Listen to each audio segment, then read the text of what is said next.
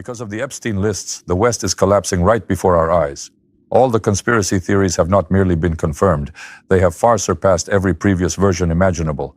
The West has revealed itself as a demonic system of civilization. Did you see the thing in the Epstein files? Oh, yeah. Like those Epstein files. In fact, I can't believe that, like, everybody just kind of like, oh, okay, and they're moving on with their lives. Did you see that guy at the Atlanta airport flipping out, the well-dressed black dude who just freaks out in the Atlanta, just like a couple of days ago?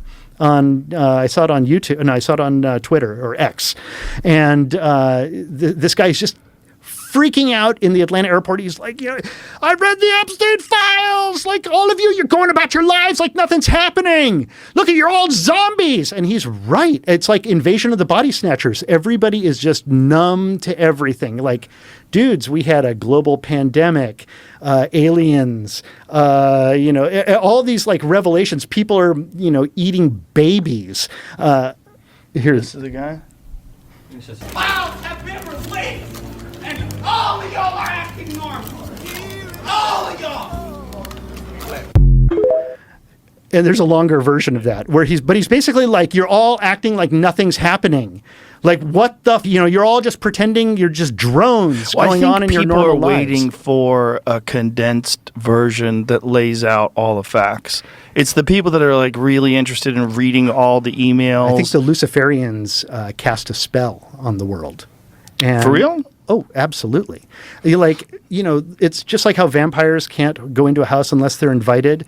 They tell you, what's going on ahead of time. It's predictive programming. And once you say it out loud and you put it out there and make fun of it and do a little skit like Stephen Colbert did a little skit on his show where, oh, here's a baby. I'm going to take this baby and I'm going to give it to Moloch. And he goes into like a cloudy red, furnace and hands the baby over. And he's, oh, the baby's going to be fine. And they make a joke about it and the audience laughs. Okay, we're all now conditioned to it. We've all seen it. And by laughing at it, we're complicit. You think that's on purpose, that this is like some sort of a grand design to get us to be desensitized to the idea of demons eating babies? Yeah. For sure. Really? For sure. I don't know if anyone at home actually understands something about Satanism. And people often talk about Satanists ruling the world. Satanism... Alex Jones started this. Shout out to Alex Jones. Big G. Satanism relies on the fact that they have to tell you what they're going to do. They can't deceive you. They can't deceive you because then there's karmic retribution. The only thing Satanists believe in is if they deceive you and trick you, they will be punished for it. So what they have to do is tell you exactly what they're going to do. Let me give you an example. If I give you an apple that's poisoned and I say, do you want an apple? And you eat it, I've poisoned you. If I say, do you want a poison apple? And then you eat it, it's suicide.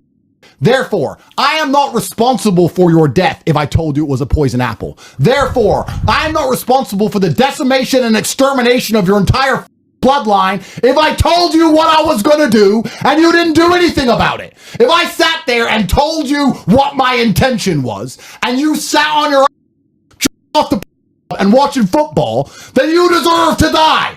That's what they believe. And you're sitting there going, oh, well, maybe they're joking. Arsenal plays next week. I'm going to go down the pub with my mates. Don't you care? Why am I trying to drag you from the abyss? Why am I trying to wake you up? Hello? You need a parachute. The plane's about to crash. And you're sitting there stuffing your face with peanuts. We'll go business class seats. Not that bad.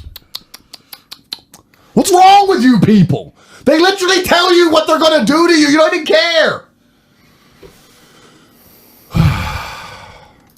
It's so over. It is over, isn't it? At the very center of which stand satanic, cannibalistic that devour children, traffic women, orchestrate provocations around the world, manipulate financial markets and political processes, and perform black masses. In other words, only a tiny handful of Western politicians remain untouched by the Epstein network. So what are ordinary people in the West supposed to do now? Previously, if they didn't like the Democrats, they'd vote for the Republicans. If the Republicans disappointed them, they'd switch to the Democrats. But now, who are they even supposed to vote for? And what are we to do now when humanity has adopted so many Western practices in education, when we've come to believe in their culture, when we remake their films, when we still rely on their financial instruments? The situation for the world, for history, for humanity itself is truly extraordinary.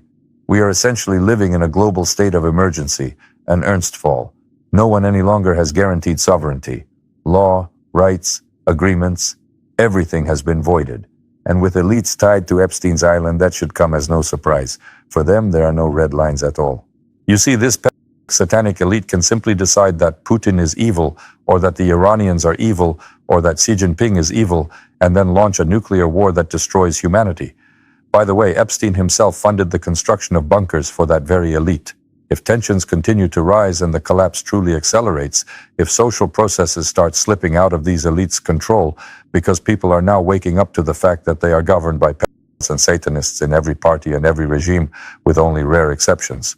Russia and China have long spoken of the need for a multipolar world.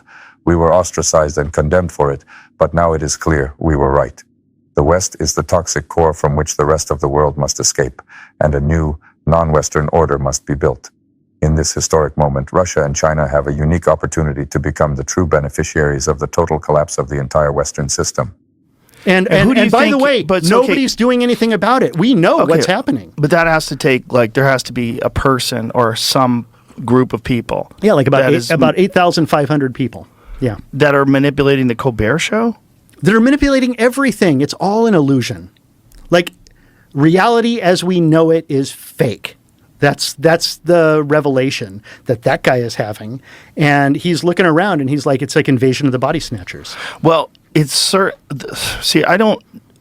thing about the emails is, one of the things is it's just stuff written down. And so that's sort of hard to digest. Like, what is this? Like, what are they saying? Like, some of it is in code, like walking over beef jerky. Like talking about jerky, could you walk beef jerky over to this person? Like, what does that mean? For all this pizza they're talking about, no, you never see any pizza. Right. Yeah. They're ordering pizza. I'm going to get some grape soda. It's like with my cheese pizza. Yeah. And like there's all this coded language and everyone's like, oh, that's you just have pareola. You're just seeing things where you want to see them. No, that's clearly a code. Well, that was the thing about Pizzagate. It's absolutely a code, and in fact, mundus vult decipi, ergo decipiatur. It's a long-known concept, and so in Latin, mundus vult decipi means the world wants to be deceived. Ergo decipiatur. Therefore, it is. We want to be deceived.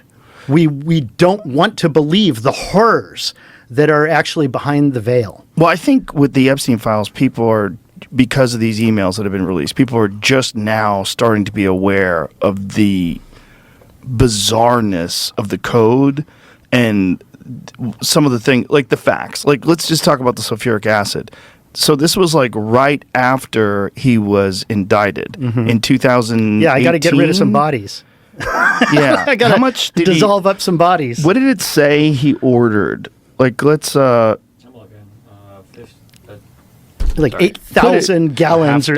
Maybe we can get our sponsor Perplexity to process this and give us a synopsis of what exactly happened, some sort of a breakdown. Because one of the things they're saying is like he was indicted, and then right after he's indicted, he orders how many gallons? 6 55-gallon containers full of sulfuric acid. Jesus Christ. Jesus Christ. What? They're eating babies, man. Like that's you think so that you think is real. So well, yeah. Not only that, I think that there's sacrifices going on every day in Los Angeles. I mean, allegedly, like high level. Musicians, let's say, high-level female musician, is like killing chickens every day, doing sacrifices, like high level. Well, I don't want to say I don't want to say names because I don't want to get sued, and I don't want to be dead either. It's a reason that Jesus in John 12 referred to Satan as being the prince or the ruler, the commander, the chief, the leader of this world. And that John would later write in his first letter to the church in chapter 5, the whole world is under the control of the evil one. And so even though we become enamored many times with the people who are in positions of authority and power, more often than not, those who rule are under a dark control and influence. So when we talk about the deep state or the dark state and things of that nature, we have to know that they're not just people who are behaving in a bad way, they are people who are controlled and dominated by the very powers of darkness. In fact, Jesus gave the example. He said, these times would be like the days of Noah and like the days of Lot. That when evil, with all of its murderous expressions and iniquities and perversions, became so great in those times, Jesus said of them, as it was in the days of Noah, they ate, they drank, until the day that Noah entered the ark. But to this beastly entity, Satan gives, it says, his power. The word dunamis literally means strength and ability, the kind of way to make things happen. It's where we get our word dynamite. The idea that this is a power that moves things, it makes things happen, it shifts and alters. It's something that becomes very difficult to resist. And he also gives to this entity his throne. The word thronos means a position of rulership. In other words, he sits in an exalted place where he is pulling the levers of society in the world. He's controlling what's going on an international basis.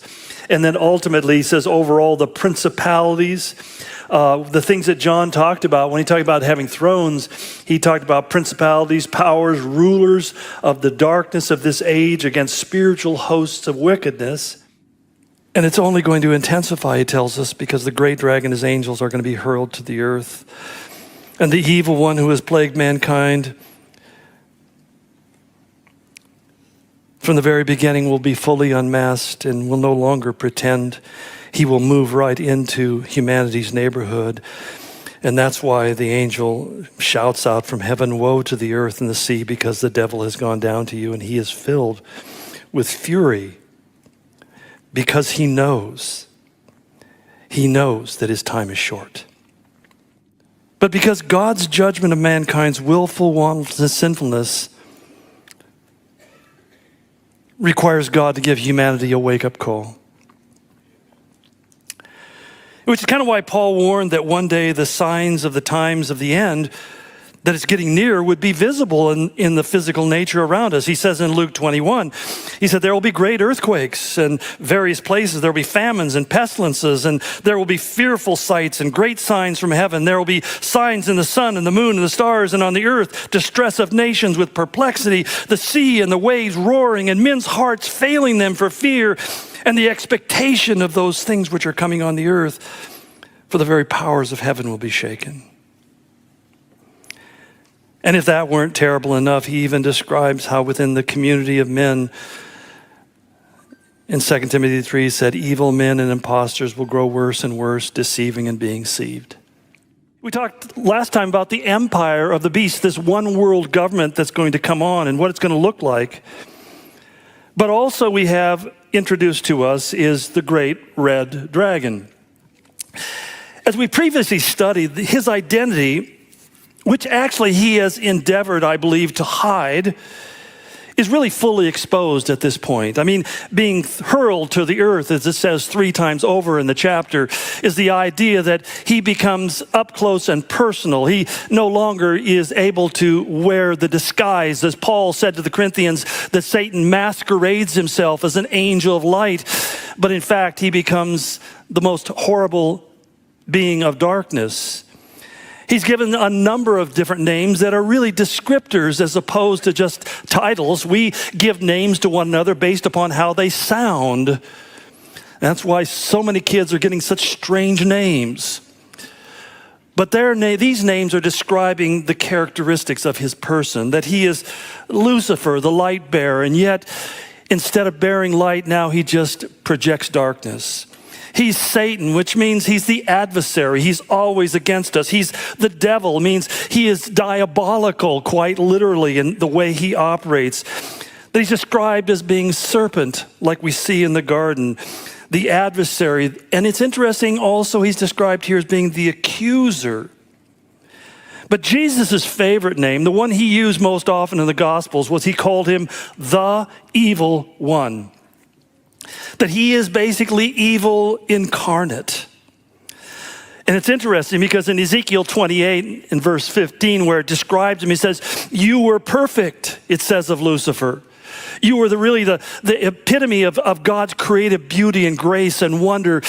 and you were exalted. He says until, and the Hebrew word really literally is pronounced eval.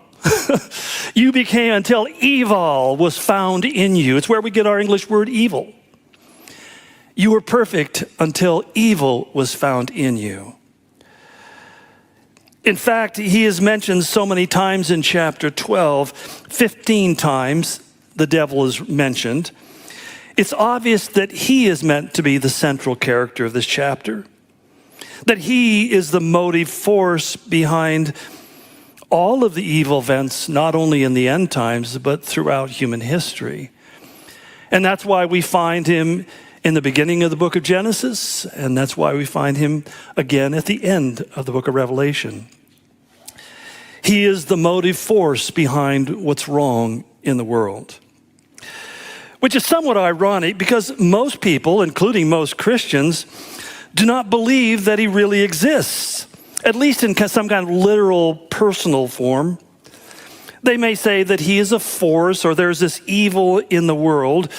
To many, it's to talk about the devil is more like a mythological meme for evil in general. We talk about devils and demons and evil spirits. We talk around these terms, but as if there's some kind of animistic thing out there that we know is moving, but it's nondescript and non-identifiable.